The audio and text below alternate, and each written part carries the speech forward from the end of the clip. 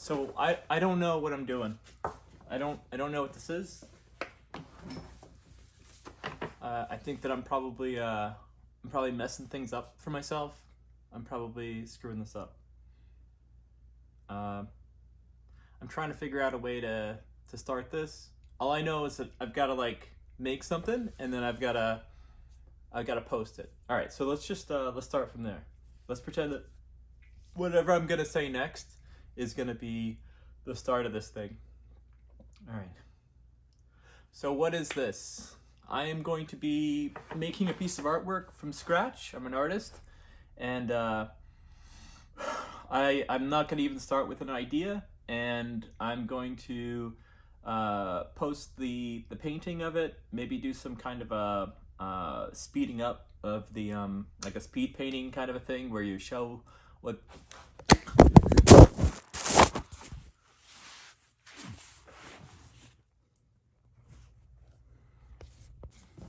This will be fun. I'll see what happens if what if I posted it this way? Like I don't have any kind of fluidity to anything that I'm saying right now. I'm typically a guy that talks a lot. Oh man, like nothing I'm saying is right. Nothing's coming out right.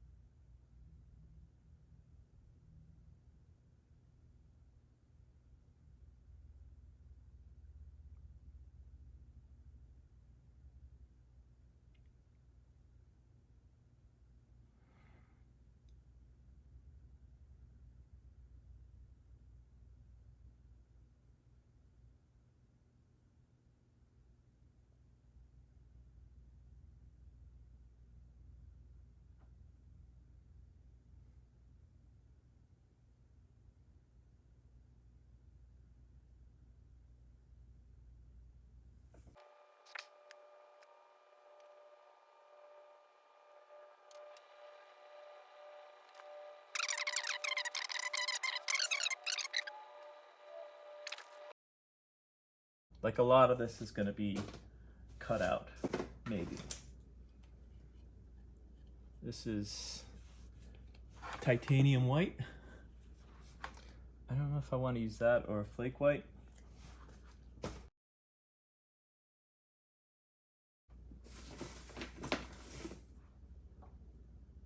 Here's the titanium white that's not.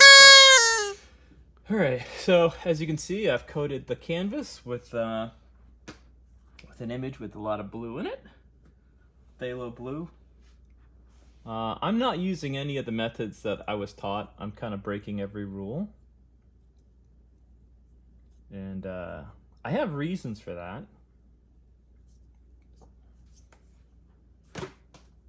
I can't tell you exactly what they are, but I'm mostly just scared that I'm gonna like not do it. That's kind of, I'm gonna use linseed oil, and I'm gonna use it in completely the wrong way. So linseed oil, you typically have some linseed oil in one container, and then you have your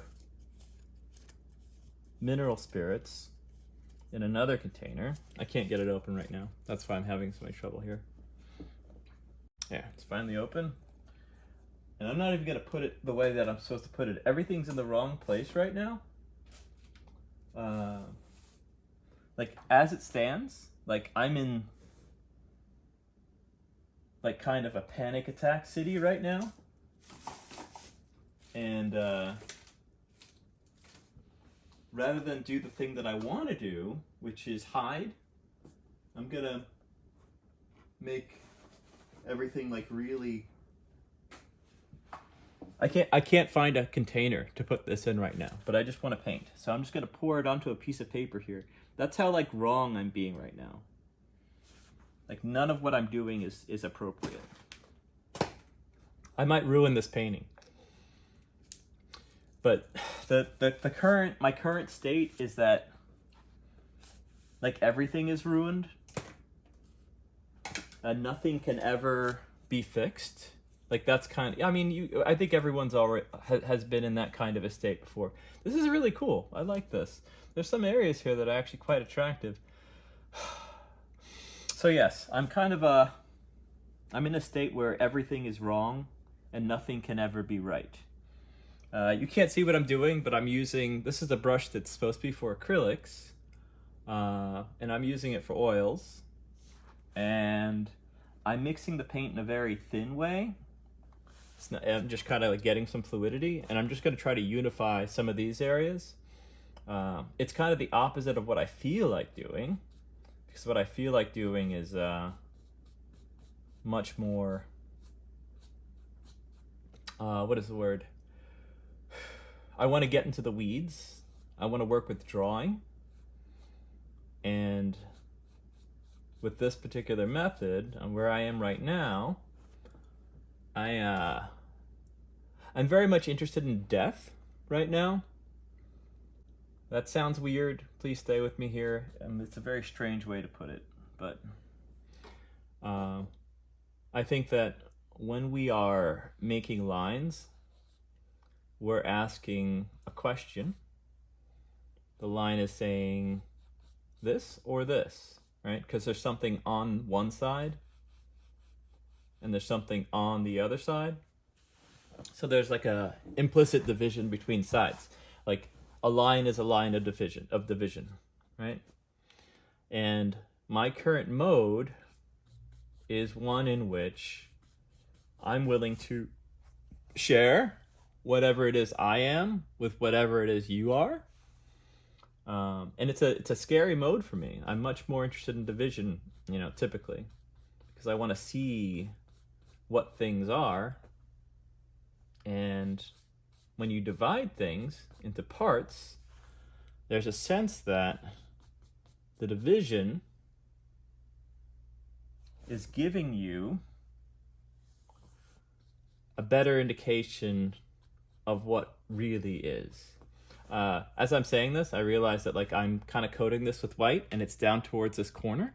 I looked earlier. Okay, this is something that is visible. I've been doing this for 7 minutes now.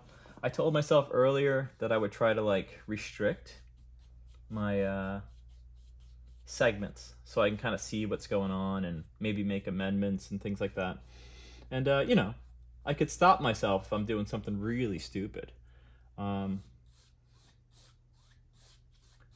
But I've already kind of made a decision that even if this is really stupid, that I'm going to release it anyway.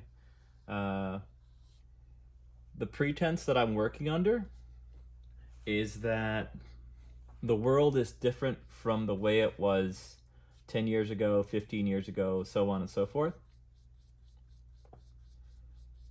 And that means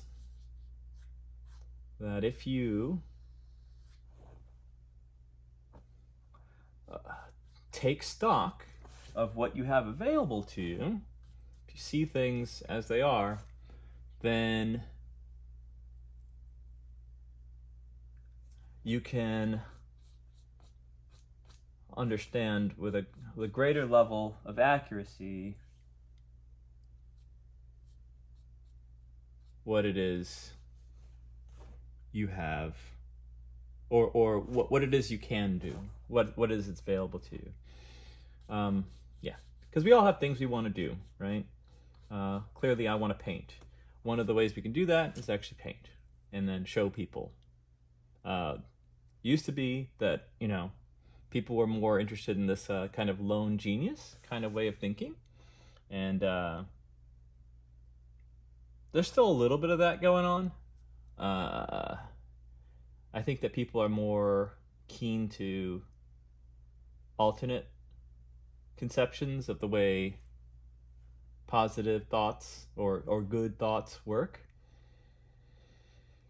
Okay, so you see I've coded this area down here. You probably noticed some of the techniques I used. It's kind of obvious. I don't think I want to talk about that. I'll leave that. I don't know how deep I want to go into things. You can barely see what I'm doing here.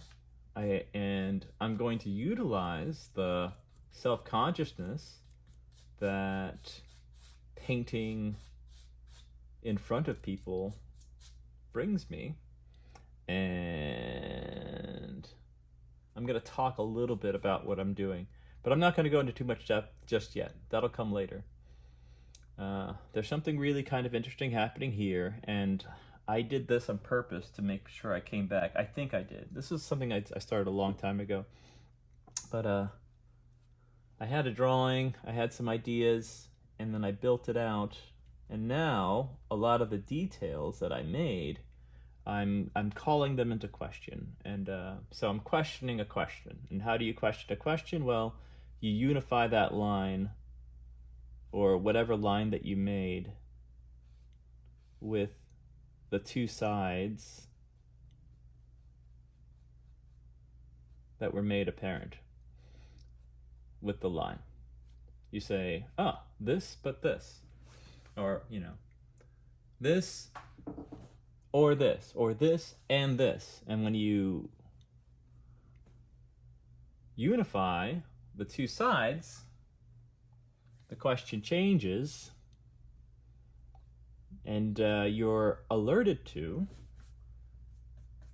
the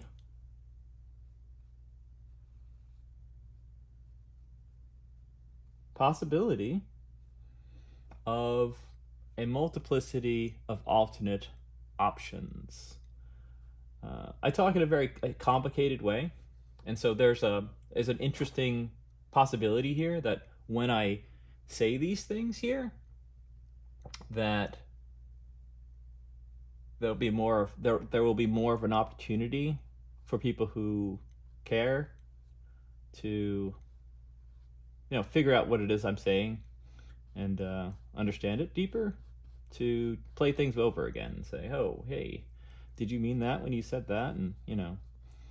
And like, while I'm aware that there's a little bit of ego there, okay, there's a lot of ego there,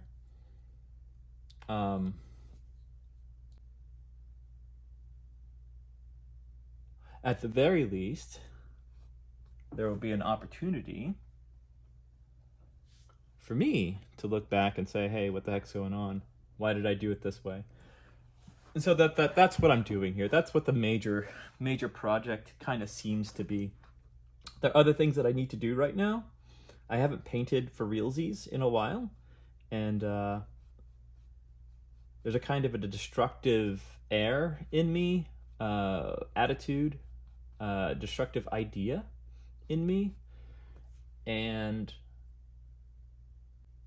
I haven't been able to work on this piece for a long time, mostly because I didn't want to destroy what I thought was good about it before. And earlier today, it was sort of made apparent to me that, I mean, this is something that, I'm not saying that I came up with this, but it's something that showed up on my radar, my mental radar earlier today. All creation is destruction in some way. So the desire to destroy can be made manifest in the desire to create. So by turning my hand towards creative destruction or destructive creation, I can make use of that feeling.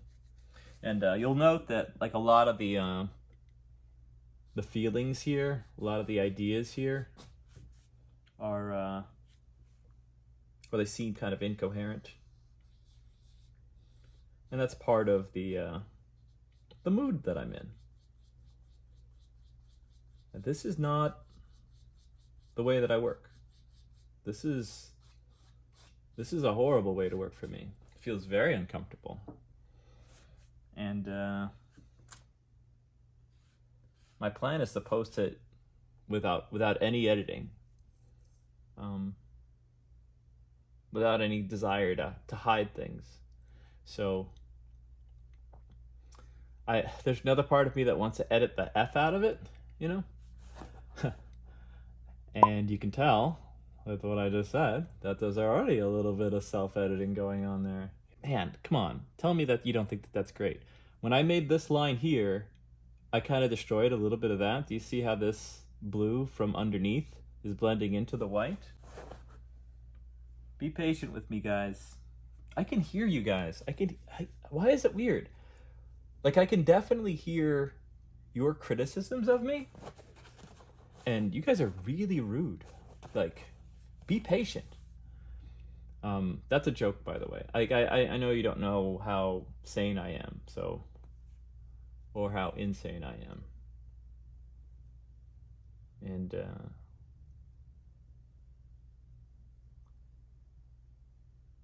I'm just thinking about like who my customer might be. That's one of the things that are kind of taught in like economics classes and marketing classes, is that you want to think about your customer and you want to find out if you're serving your customer's needs. And I'm getting up there in age. I wouldn't say like I'm like, I don't even know if I should reveal my age. Probably not. Yeah, probably not. But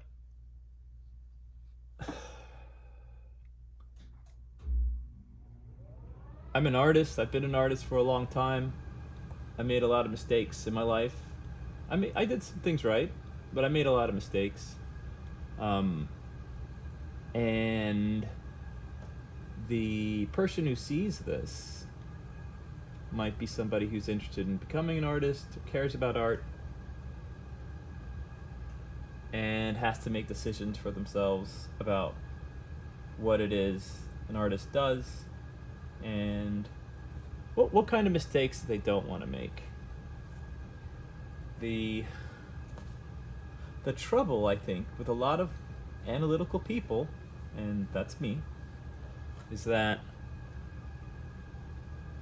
if you want to make something good, then you have to consider all the alternatives. You have to look at the ways that people have done things, look at the ways that you are, and decide if you want to represent yourself within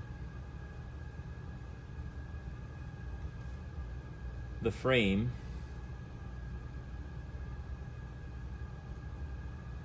that others have made for you, or do you want to make a new frame, or like, do you want to lie? Do you want to play a game with people?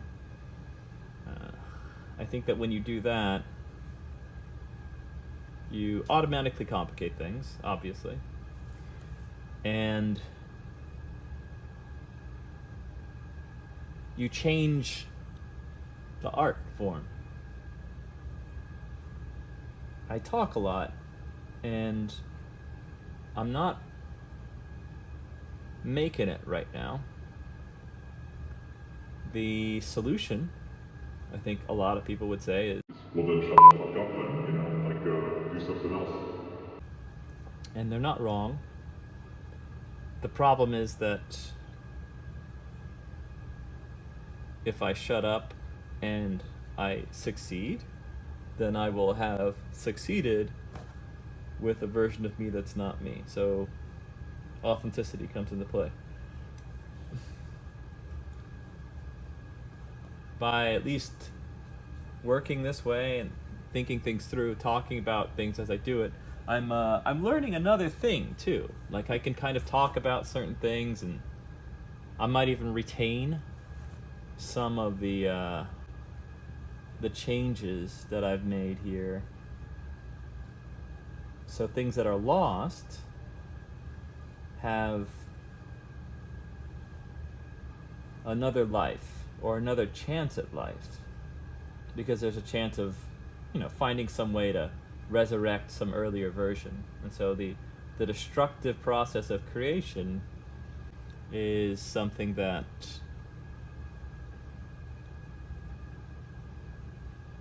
can be made non-destructive. I think anybody who's studied art and graphic design knows about non-destructive editing, where you can take a layer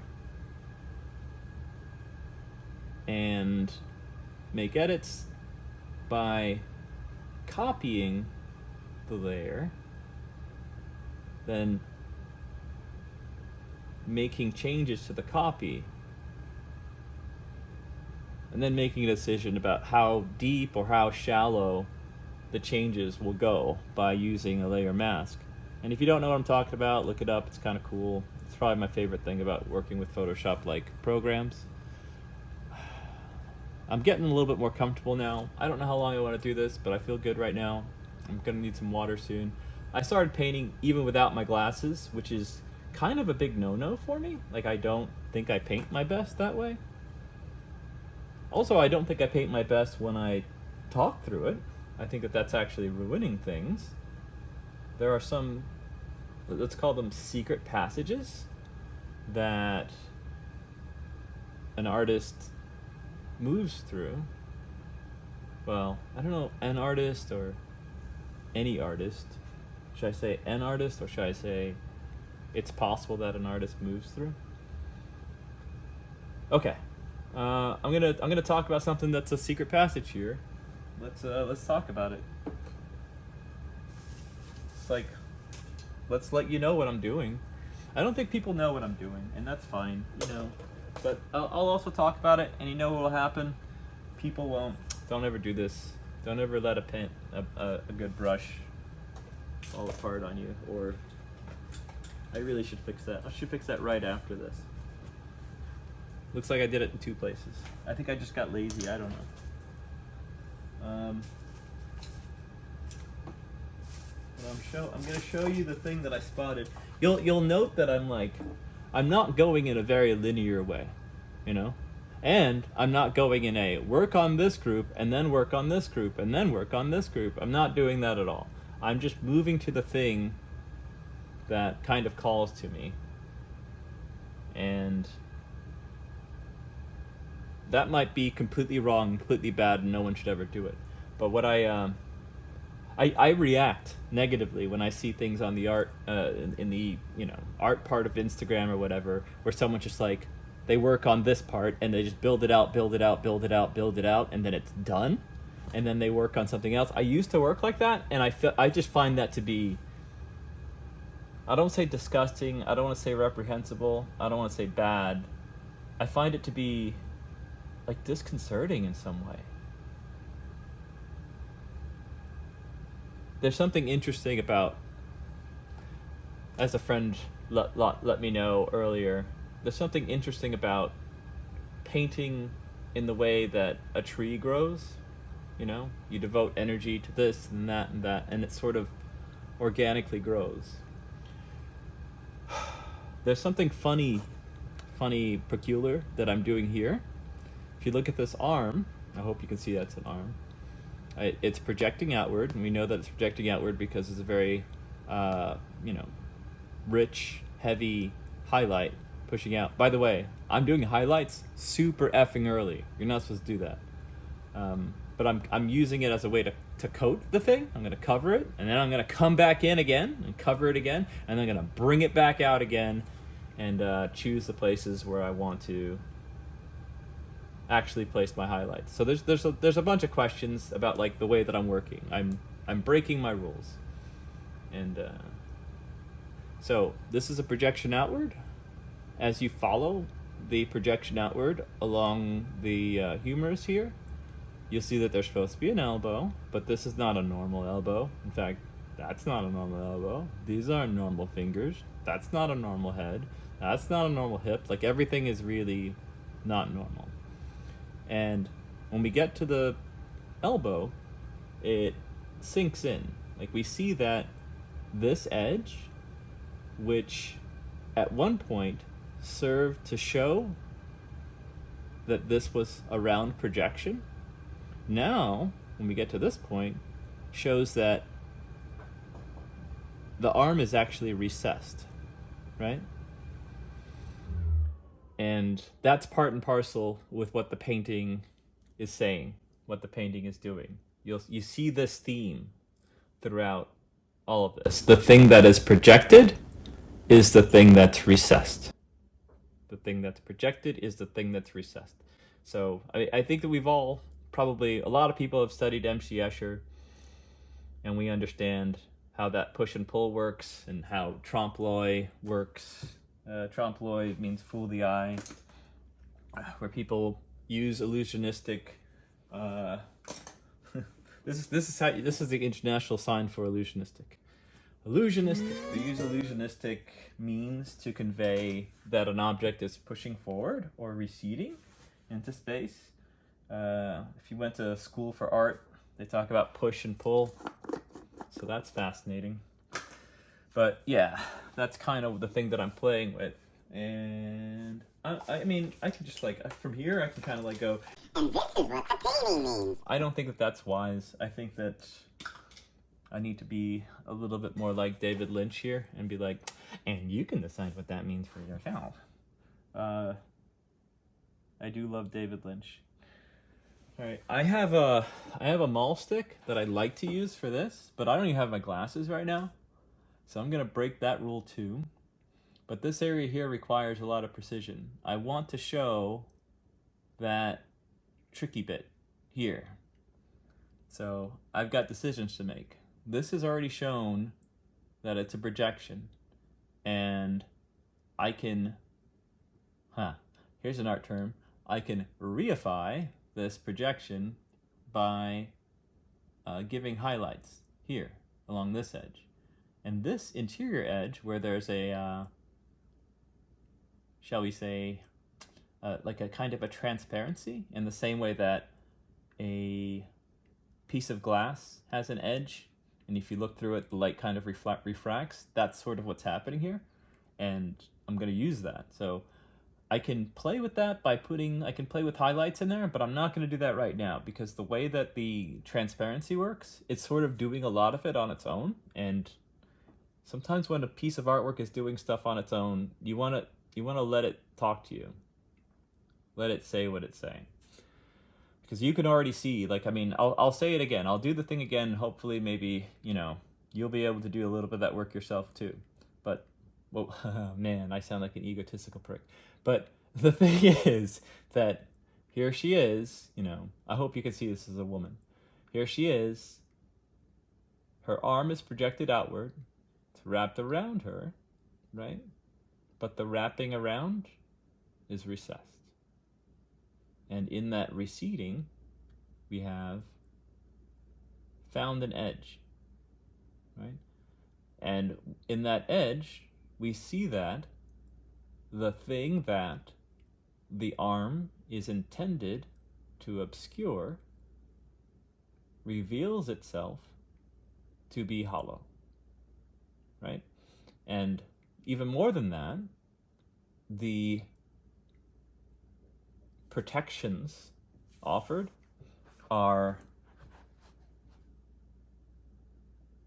transparent. So no amount of hiding can help. And I guess I mean, fuck it. I mean, I said what I said. I'm in a destructive mood, I guess. But yeah, we have that conflict between transparency and opacity. And we reveal and we hide.